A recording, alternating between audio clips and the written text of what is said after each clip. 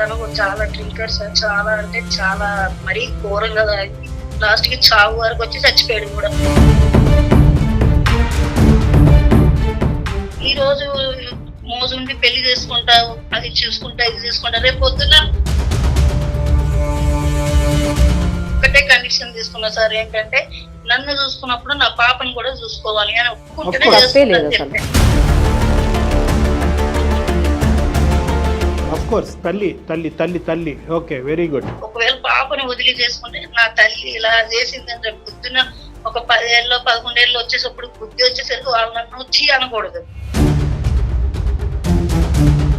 ఒక్కదాన్నే ఉంటే నా దగ్గర ఉండాలి, పాపకి నీ తల్లిదండ్రులు, లేకపోతే ఏ హాస్టల్లో ఏ చేయాలి. ఈడు దొంపతగా ఈడవడమ్మా. అందరి మనసులు గెలుచుకున్నాడు, అందరినీ ఒప్పించాడు. ఇప్పుడు ఏమొచ్చి పాప వద్దంటాడా? పాప వద్దంట సార్. నువ్వు కావాలి. చాలా బతకాలని మధ్యలో ఉండిపోయాను. అతనంటే ఇష్టం, ఇటు కన్నాను, అదొక మమకారం, వదులుకోలేము.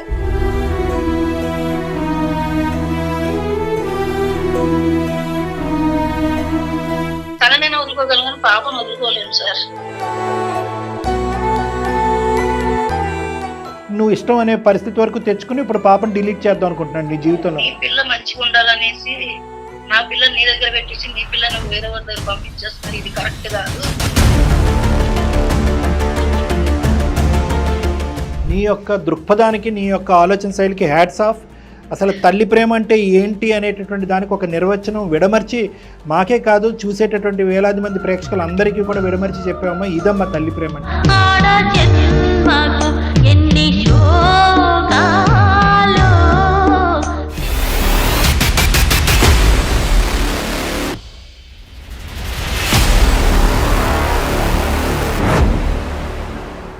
సుమన్ టీవీ అందమైన జీవితం కార్యక్రమానికి స్వాగతం. ప్రస్తుతం మనతో పాటున్నారు ప్రముఖ సైకియాట్రిస్ట్ డాక్టర్ కళ్యాణ్ చక్రవర్తి గారు. డాక్టర్ గారు నమస్తే. నమస్తే మేడం. ఇప్పుడు మనం చూడబోతున్నటువంటి కేసు ఏంటంటే అసలు ఎలా చెప్పాలో కూడా అర్థం కావట్లేదు. ఎందుకంటే బంధానికి అనుబంధానికి మధ్య నలిగిపోతున్నటువంటి ఒక తల్లి. ఒకవైపు బంధం, పేగు బంధం, ఇంకోవైపు అనుబంధం. ఎవరిని వదులుకోలేని సిచ్యుయేషన్. ఇద్దరూ కావాలి కానీ ఇద్దరూ కలిసి ఉండలేని పరిస్థితి, ఇద్దరు ఈమెకు రాలేనటువంటి పరిస్థితి. అలాంటి సిచ్యుయేషన్ లో మనకి ఆమె మెయిల్ చేశారు. ఒకసారి ఆమెతో మాట్లాడదాం. పద్మ పేరు. ఆమెతో మాట్లాడిన తర్వాత ఏంటనేది సమస్య మనకు అర్థమవుతుంది. పరిష్కార మార్గాన్ని కూడా చూపించే ప్రయత్నం చేద్దాం. తప్పకుండా మేడం.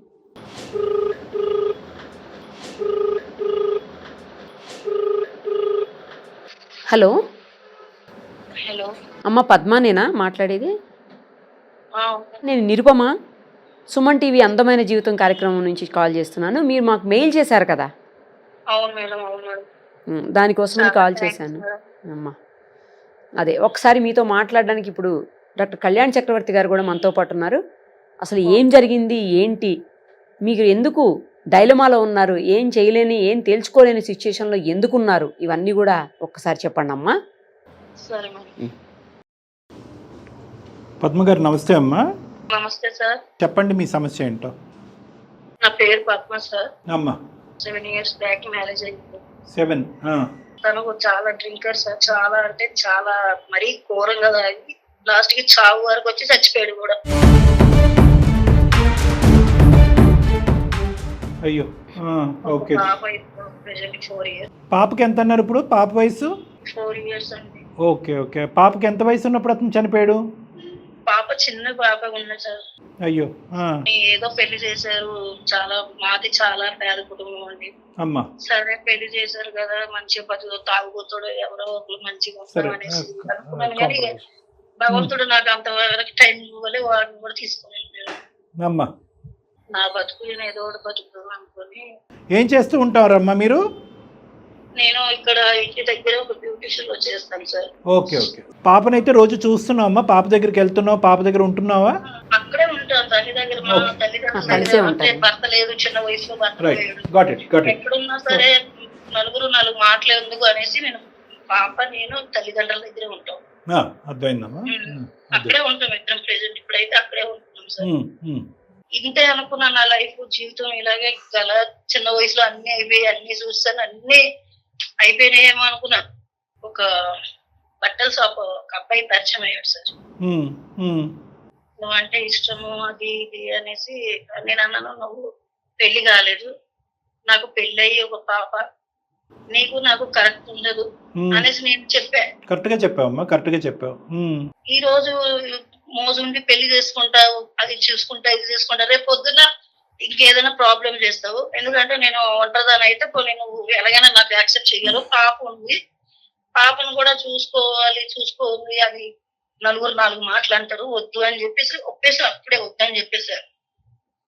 అయితే మా తల్లిదండ్రుల దగ్గర కూడా ఈ మ్యాటర్ వెళ్ళింది సార్. మా తల్లిదండ్రులు అన్నారు, నువ్వు కూడా ఒంటరిగా ఎందుకు ఉండడం, మరి చేసుకోవచ్చు కదా అంటే. ఎంత వయసు గ్యాప్ ఉందమ్మా నీకు అబ్బాయికి? అబ్బాయికి పెళ్లి అవ్వలేదు, నీకు పెళ్లి 4 సంవత్సరాల బిడ్డ ఉంది, నీకు పెళ్లి 7 సంవత్సరాలు అయింది. అతనికి వయసు ఎంతమ్మా? 1 year తేడా తనకి నాకు. చిన్న అబ్బాయి, నాకు 30, ఆ అబ్బాయికి 29. సో నీకైతే కనుక నీకు అయిష్టత ఉందని చెప్పి ఆ అబ్బాయి క్లియర్ కట్ గా చెప్పేశావు, కానీ మీ తల్లిదండ్రులు మాత్రం చేసుకోవచ్చు కదా అని అన్నారమ్మా. చేసుకోండి, నువ్వు ఎందుకు ఒంటరిగా బతుకుతావు, తప్పే ఉంది అందులో. ముగ్గురు చనిపోయిన ఆడపిల్లకి భర్త అదే అబ్బాయి దొరకడమే కష్టం. అవునమ్మా. మా తల్లి అన్నది ఆ మాట, నా అమ్మ. సరే అనేసి ఒప్పించుకున్నాను నేను పెళ్లి చేసుకుందామని. నేను ఒక్కటే కండిషన్ తీసుకున్నా సార్, ఏంటంటే నన్ను చూసుకున్నప్పుడు నా పాపను కూడా చూసుకోవాలి అని ఒప్పుకుంటేనే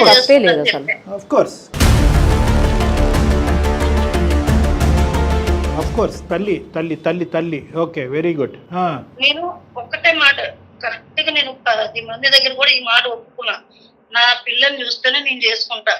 ఒకవేళ పాపని వదిలి చేసుకుంటే నా తల్లి ఇలా చేసిందంటే పొద్దున ఒక 10 ఏళ్ళు 11 ఏళ్ళు వచ్చేసప్పుడు బుద్ధి వచ్చేసరికి వాళ్ళు నన్ను వచ్చి అనకూడదు. ఇదన్నీ చూసుకుంటేనే నేను పెళ్లి చేసుకుంటా.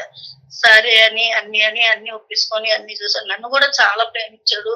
2 years ఫస్ట్ అబ్బాయి గుణము అన్ని తెలుసుకుందామని ఒక 2 సంవత్సరాలు తనతో ట్రావెల్ చేశాను సార్. ట్రావెల్ చేసిన తర్వాత గుణం మంచిది, బాగా నచ్చింది. బట్టల షాప్ సొంతంగా పెట్టుకున్నాడు అన్ని. తను కూడా తల్లిదండ్రులు లేరు, చాలా కష్టం నుంచి పైకి వచ్చాడు. ఈ 2 years పాటు నువ్వు ట్రావెల్ అంటున్నావు అంటే పెళ్లి కాకుండా ట్రావెల్ చేసావు, అతను గుణాలు గణాలు ఏంటి అవి తెలుసుకోవటం గురించి. కానీ ఆ టైం అప్పుడు పాపను బాగానే చూసుకునేవాడా? తనకు బట్టలు కావాలన్నా నాకు బట్టలు కావాలన్నా చాలా బాగా చూసుకున్నాడు. సంక్రాంతి పండుగ. సో ఆ 2 years వరకు అసలు ఇబ్బంది ఏమీ లేదు? ఏం లేదు. ఒక్కటి ఇప్పుడు ఏమంటున్నాడు అంటే, పెళ్లి చేసుకున్నావమ్మా? పెళ్లి అయింది? అవ్వలేదు. పెళ్లి చేసుకుందాం అనేసి ఫైనల్ వరకు వచ్చేసరికి సపరేట్ పెడదామని అంటున్నాడు సార్. ఒక్కదాన్నే ఉంటే నా దగ్గర ఉండాలి, పాపకి నీ తల్లిదండ్రులు లేకపోతే ఏ హాస్టల్లో ఏ చేయాలి. ఈడవడమ్మా అలా కదమ్మా, ముందు ఒప్పుకున్నాడు, ప్రేమించాడు, అందరి మనసులు గెలుచుకున్నాడు, అందరినీ ఒప్పించాడు. ఇప్పుడు ఏమొచ్చి పాప వద్దంటాడా? ఇప్పుడు పాప వద్దంట సార్, నువ్వు కావాలి. అసలు నేను అప్పుడు మరి నా దగ్గర వరకు వచ్చినప్పుడు నేను ఒకటే మాట అన్నాను, నా పాపను చూసుకుంటావని కూడా నేను 10 సార్లు అడిగిన తర్వాత నీ యొక్క ఆలోచనలో ఎక్కడా కూడా ఊగిసలాట్ లేదు కదమ్మా. అప్పుడు ఎప్పుడు కూడా నాతో పాటు పాప కూడా జర్నీ చేస్తుంది, పాప ఉండాలి కంపల్సరీ అన్నావు. ఇప్పుడు కూడా సార్ పాప ఉంటేనే నేను ఉంటాను, లేకపోతే అస్సలు నాకు అంటే ఇప్పుడు నేను ఎలా అంటే చావాలా బతకాలని మధ్యలో ఉండిపోయాను. అతనంటే ఇష్టం, ఇటు కన్నాను, అదొక మమకారం, వదులుకోలేము.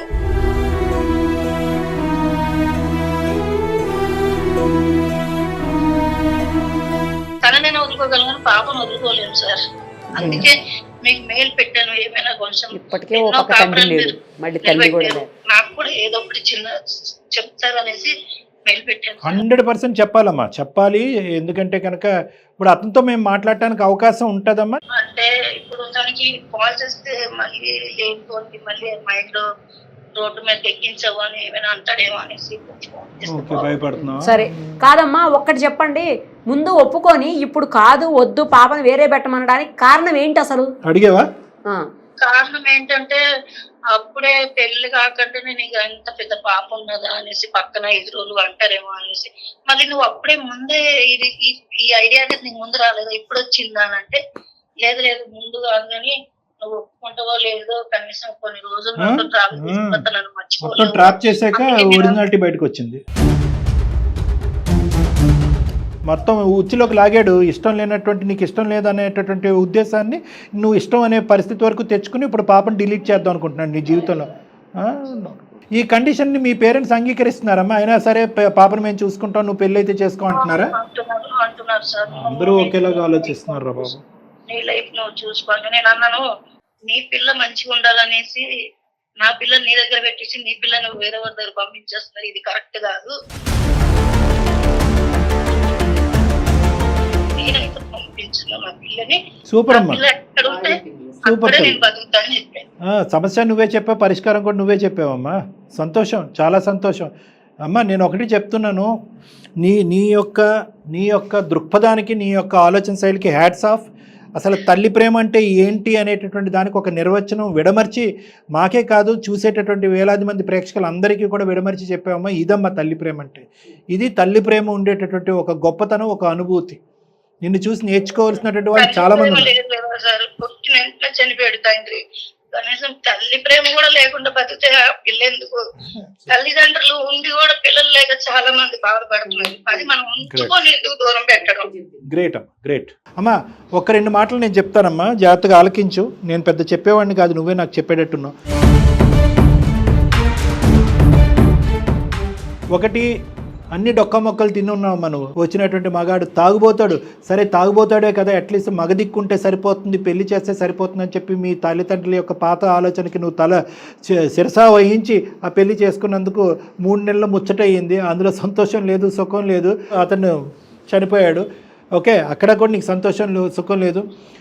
ఫైనల్గా ఇంకొక మగాడు, వద్దురా బాబు ఇలాంటి వాడు ప్రవేశించకపోయినా కూడా పర్లేదు అనుకున్నటువంటి సమయంలో ఒక ఎదవ వచ్చి, నేను ఇంకే తప్పుగా అనుకోద్దమ్మా, ఎదవే అంటాను, వాడు వచ్చి ఈరోజు నిన్ను ప్రపోజ్ చేశాడు. ప్రపోజల్కి నువ్వు వెంటనే కరిగిపోయావంటే కరగలేదు. అందరూ ఎదుర్కొంటే తీసుకెళ్ళి నిలబెట్టాడు. అతని క్యారెక్టర్ ఏంటి అనేది నువ్వుగా డెసిషన్ తీసుకోకుండా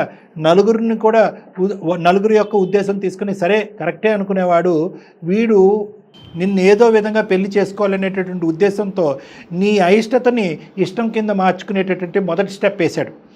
ఏం చేశాడు? నో అనేటటువంటి నిన్ను ఎస్ అనేటటువంటి విధంగా నీతో పాటు జర్నీ చేసి ఏదైతే మిస్ అవుతున్నావో ఎప్పటి వరకు నీకు ఆ జీవితాన్ని ప్రసాదిస్తాననే విధంగా పాపని బాగానే చూసుకున్నాడు, నిన్ను బాగానే చూసుకున్నాడు. అందుంచి నేను ఇందాక కూడా అన్నాను, పాపను కూడా బాగా చూసుకునేవాడంటే పండక్కి పబ్బానికి బట్టలు కొనిచ్చి బాగా చూసుకునేవాడండి. అతను కూడా బిజినెస్ పరంగా సెటిల్ అయ్యాడు, మమ్మల్ని కూడా బాగా చూసుకున్నాడు, అన్ని యాంగిల్స్లో ఒక సెక్యూరిటీ ఇచ్చే వ్యక్తిగా నాకు కనిపించాడండి. దాంతో నేను మనసులో అతనికి ఒక స్థానాన్ని ఏర్పాటు చేసుకున్నాను అని అన్నావు. కానీ అతను ప్లాన్ ఆఫ్ యాక్షన్ అనేటటువంటిది మొదటి నుంచి కూడా చాలా క్లియర్. ఎటొచ్చి నీకు తెలియలేదు, మాకు అర్థం కాలేదు. అతను ఏంటంటే కనుక కంప్లీట్గా అతని యొక్క గ్రిప్లోకి నిన్ను లాక్కున్న తర్వాత పాపని, అతని స్వార్థం అనేటటువంటిది బయటకు రావటం మొదలైంది. పాపని డిలీట్ చేసి మళ్ళీ ఒక కొత్త మ్యారేజ్ లాగా, ఒక పాప లేనటువంటిది, ఒక బిడ్డ లేనటువంటి ఒక మ్యారేజ్ లాగా అతను ఒక స్వార్థపూరితమైనటువంటి ఆలోచనతో ముందుకెళ్ళేటటువంటి వ్యక్తిగా మారిపోయాడా? మొదటి నుంచి ఈ ఆలోచన ఉందా అనేది మనకు తెలియనటువంటి అంశం. కానీ నేనైతే మాత్రం మొదటి నుంచి ఉన్నటువంటి ఆలోచనే ఎటొచ్చి ఏంటంటే కంప్లీట్గా అతని మీద ఒక మనసు ఏర్పాటు చేసుకున్న తర్వాత అతను నిజం చెప్దామనే ఉద్దేశంతో ముందుకు వచ్చినటువంటి ఒక వ్యక్తి. అయితే ఏదైతే నేను చెప్పాలనుకున్నా అది నువ్వు ఆల్రెడీ చెప్పావమ్మా. అప్పుడైనా ఇప్పుడైనా ఎప్పటికైనా పదిలంగా ఉన్నటువంటి ఒకటి ఏదన్నా ఉంది అంటే కనుక అది తల్లి బిడ్డల మధ్యన ఉన్న ఒక ప్రేమ. అది మళ్ళీ ఒకసారి నిరూపించబడింది ఇక్కడ. ఏ పాపం ఎరగండి, ఏ పుణ్యం ఎరగనటువంటి ఆ ఆడపిల్ల నువ్వు కన్నావు.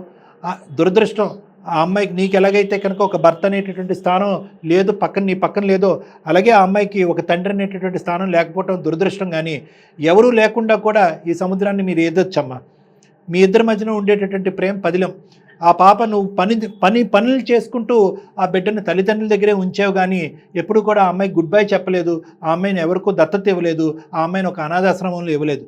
ఇప్పుడు ఈ మహాపురుషుడు వచ్చి వద్దు ఆ అమ్మాయి మన దగ్గర ఉండటానికి వీల్లేదు, ఒక తండ్రి లేని బిడ్డే కాదు, ఒక తల్లి లేని బిడ్డ కింద కూడా ఆ అమ్మాయి ఉండాలి అనేటటువంటి మాట ఈ మనిషి అంటున్నాడు. దాన్ని నువ్వు సరసా వహించవలసినటువంటి అవసరమే లేదు. అర్థమైంది కదమ్మా? ఓకే, నీలో ఒక నమ్మకం ఏర్పడింది. సరే ఒక మంచి మగాడు వచ్చాడు నా జీవితంలో నువ్వు అనుకున్నావు. సరే ఇలాంటి కళలు నువ్వు ఎప్పుడో కన్నావు. మంచి భర్త వస్తాడు అని అనుకున్నావు, ఆ కళ కూడా అలా అయిపోయింది. ఇంకో మగాడు తాత్కాలికంగా వచ్చి నీ ఆలోచనని నీ కళ్ళని ఇంకో లెవెల్కి తీసుకెళ్ళాడు. కానీ మళ్ళీ ఇంకా పెళ్లి చేసుకున్న తర్వాత ఈ మాట అంటే కనుక ఇంకెలా ఉండేదో అనేది నేను భయపడ్డాను. నేను కూడా అదే ఆలోచిస్తాను. అంతే కదా మేడం? కరెక్ట్. పెళ్ళి అయిన తర్వాత అమ్మాయి నాకు వద్దు, నువ్వు మాత్రమే కావాలి, అమ్మాయిని తీసుకురావద్దంటే పరిస్థితి ఏంటి? మరి ముందు నువ్వు వెనక గొయ్యిలా తయారవుతుంది. అర్థమైంది కదమ్మా? ఏం లేదు సార్, పక్కన ఫ్యామిలీ, ఇంటోళ్ళు, తల్లిదండ్రులు, చుట్టాలు, బంధువులు అందరూ ఏమంటున్నారంటే నీ లైఫ్ నువ్వు చూసుకో అని అంటున్నారు సార్. ఎలా చూసుకోవాలి నా లైఫ్ నేను? అమ్మ ఒకటి, నీ లైఫ్ నువ్వు చూసుకో, పాప లైఫ్ పాప చూసుకుంటది, ఏం మాటలమ్మా ఇవన్నీ? గాలికి వదిలేస్తా. ఇప్పుడు ఏంటంటే వాళ్ళ ఉద్దేశం అప్పుడు ఏంటంటే ఒక తాగుబోతాడికి ఇచ్చి చేశారు. ఎందుకంటే కనుక ఒక మగాడు ఒక మొగుడు ఉంటే చాలు, వాడు తాగినా ఇంకొక పెళ్ళైన 10 రోజుల తర్వాత చనిపోయినా పర్వాలేదు అన్నట్టుగా నీ మెడకు ఒక ఉరితాడు బిగించారు అక్కడ. నీ మనోధైర్యం బాగుంది కాబట్టి ఆ సముద్రం ఈదేవు బిడ్డతో పాటు చంకనెత్తుకుని బయటపడ్డావు. నీ బతికేదో నువ్వు బతుకుతున్నావు. ఇప్పుడు మళ్ళీ వాళ్ళు నీ చేతి ఇంకో తప్పు చేయిస్తున్నారు అన్నటువంటి మాట అనటంలో నేను ఎటువంటి సంకోచం లేదమ్మా. ఎందుకంటే కనుక ఈరోజు నిన్నంటూ ఒక మనిషిగా ఉండేది, నీకంటూ ఒక మనోధైర్యం ఇచ్చేది, నీకంటూ ఒక స్ట్రెంగ్త్ ఇచ్చేటటువంటి ఏకైక శక్తి ఎవరన్నా ఉన్నాడంటే ఆ బిడ్డ, మీ ఇద్దరి మధ్యన ఉన్న బాండు, ఆ ప్రేమ. దీని గురించి మీ అమ్మ కాదు కదా, ఎవరూ కూడా మాట్లాడటానికి అర్హులు లేదు, అర్హత లేదు. సో ఎల్లకాలం ఎన్ని సమస్యలు వచ్చినా, ఎంతమంది విరోధించినా, ఎంతమంది వచ్చి నీ బిడ్డను వేరే చోట పెట్టి నువ్వు పెళ్లి చేసుకో అని అన్నా, నీ సుఖం ఇంపార్టెంట్, నీ స్వార్థం చూసుకో అని అన్నా కూడా దయచేసి ఈ తల్లి బిడ్డల యొక్క ప్రేమని తెగొట్టద్దమ్మా. ఎందుకంటే కనుక ఎందుకు ఇంత ధైర్యంగా అంటున్నానంటే, నిజంగా పెళ్ళి అనేటటువంటిది నీ యొక్క నుదుటి మీద రాసుంటే కనుక, మరో పెళ్ళిని రాసుంటే కనుక, ఆ పెళ్లి చేసుకునేటటువంటి వ్యక్తి ఈరోజు కాకపోయినా రేపైనా కూడా నిన్ను, నీ బిడ్డని యాక్సెప్ట్ చేసుకుంటూ ముందుకు వచ్చేటటువంటి వ్యక్తి వస్తాడు. అటువంటి వ్యక్తి వచ్చేంత వరకు వెయిట్ చేయి. లేదు అంటే కనుక నువ్వు నీ బిడ్డ అనుకుంటూ అక్కడికి ఒక ఫుల్ స్టాప్ పెట్టేసి. అది బెస్ట్. ధైర్యం వచ్చి పక్కన నిల్చున్నట్టు చెప్పారు సార్, చాలా థ్యాంక్స్ సార్. అమ్మాయి ఎటు తేల్చుకోలేని మన వరకు పరిస్థితుల్లో ఉంది. ఇంకా లైఫ్ లో ఏమీ వద్దు నాకు, ఇంకా ఇంతే. దేవుడు ఏదైనా రాసుంటే మీరు చెప్పినట్టుగా ఇంకో పెళ్లి రాసుంటే అదే ఎత్తుకుంటూ వస్తుంది. ఇంకో చిన్న పాయింట్ అమ్మా, ఇంకో చిన్న పాయింట్ కూడా చెప్తాను. ఎప్పుడైతే కనుక నువ్వు నీ దారి నీది, నా దారి నాది, నా బిడ్డ ఉంటేనే కనుక నీతో పెళ్ళి అని అన్నా కూడా, ఇప్పుడు ఇతను ప్లేట్ ఫిరాయించి మళ్ళీ నీ జీవితంలో ఎంటర్ అవటానికి ట్రై చేసినా కూడా వద్దమ్మా. ఎందుకంటే కనుక ఒకసారి అలాంటి ఆలోచన వచ్చిందంటే కాంప్రమైజ్. ఎందుకంటే నీ బిడ్డను ఎలా ట్రీట్ చేస్తాడో తర్వాత అతను అది నువ్వు చూస్తూ భరించలేవు. కాబట్టి అతని మనసులో ఉన్న ఉద్దేశం కరెక్ట్ టైంకి పెళ్ళి అవ్వకముందే బయటపడింది. కాబట్టి ఇది అతని నిజస్వరూపం. కాబట్టి మళ్ళీ ప్లేట్ ఫిరాయించి బిడ్డని నిన్ను బాగా చూసుకుంటానని ముందుకు వచ్చినా కూడా ఇది యాక్సెప్ట్ చేయవలసినటువంటి పరిస్థితి నీకు లేదు, అవసరం కూడా వద్దమ్మా. అసలు చేయను, చేసేదాని అయితే పెళ్ళే చేసేసి ఎప్పుడు వాడు మాటలు చెప్పింది. నువ్వు టెస్ట్ చేసావు మనిషిని. Very good. ఓకేనమ్మా. సరే అమ్మా, జాగ్రత్త, టేక్ కేర్. ఓకే బాయ్ అమ్మా, జాగ్రత్త, ధైర్యంగా ఉన్నాం. మొత్తానికి ముందే బయటపడింది స్వరూపం, ముందే బయటపడిపోయి డెసిషన్ తీసుకుంది. ఈ అమ్మాయి తెలివితేటలు ఎంత చక్కగా ఉన్నాయంటే కనుక అది అనుభవాల వల్ల, వయసు, జీవితం యొక్క అనుభవాల వల్ల నేర్చుకున్నదే కానీ వయసు వల్ల కాదు. వయసు ఎందుకంటే అమ్మాయి ఈడేంటి అంటే ప్రతి ఆడపిల్లకి ఉండాలి మేడం ఈ ఆలోచన. భర్తను పోగొట్టుకున్నటువంటి ఆడపిల్లలు చాలా మంది అభద్రతతో ఉంటారు. పిల్లలు పుట్టిన తర్వాత అభద్రత ఇంకా పెరుగుతుంది. ఆ పిల్లవాడికి ఒక తండ్రి రూపాన్ని చూపెట్టాలనుకుంటారు, నా పక్కన ఒక మగాడి రూపాన్ని చూపెట్టాలనుకునే తొందరపాటుతో ఈ సమాజం కూడా పుష్ చేస్తూ ఉంటది. వీళ్ళు ఇరుకును పడతారు. ఈ అమ్మాయి ఏం చేస్తుందంటే, ఇదేంటి నేను చక్కన బెడ్ని ఎత్తుకున్నా కూడా నాకంటే సంవత్సరం చిన్నవాడు ఫ్రెష్ గా వేరే అమ్మాయి వచ్చేటటువంటి అర్హత ఉన్నటువంటి వాడు నన్ను చేసుకుంటానన్నాడని చెప్పి ఈ అమ్మాయి 2 సంవత్సరాల పాటు పరీక్ష పెట్టింది. ఆ పరీక్షలో ఏంటంటే ముందే తలదించుకుని పెళ్లి చేసేసుకుని ఉంటే కనుక ఈ రోజు అమ్మాయి ఇంకో సమస్య ఇంకో విధంగా వచ్చి ఉండేది మేడం. ఏమండి ఇలా పెళ్లి చేసుకున్నాడు, నా బిడ్డను వద్దంటున్నాడు, ఇప్పుడు నేను సచిన నా మొగుడిని వదులుకోలేను అని చెప్పి బిడ్డను వదులుకోలేను ఎలా అంటే కనుక ఆ సమస్యకి మీరు నేను కూడా అంత ఈజీగా పరిష్కారం చెప్పలేము. అలాంటి ఈ అమ్మాయి ముందస్తు తెలివితేటలు వాడి ఏం చేసిందంటే ఒక జర్నీ చేసింది. చాలా మంది అనొచ్చు, ఏంటమ్మా బిడ్డను ఎత్తుకుని నువ్వు అలాగ ఒక పరాయి మగాడితో జర్నీ చేస్తావు ఏంటి అంటే కనుక అమ్మాయి తప్పు చేయలేదు. ఒక వ్యక్తిని అసెస్ చేసింది, ఈడు అర్హుడా కాదా, నన్ను నా బిడ్డను బాగా ట్రీట్ చేస్తాడని చెప్పి 2 years పాటు పరీక్ష పెట్టిన తర్వాత ఆ పరీక్షలో వాడి యొక్క నిజస్వరూపం బయటపడింది. మనం ఈ రోజు తల్లి బిడ్డల యొక్క బంధాన్ని కాపాడిన వాళ్ళం. కరెక్ట్ సార్, కరెక్ట్ చెప్పారు. Nice sir, thank you.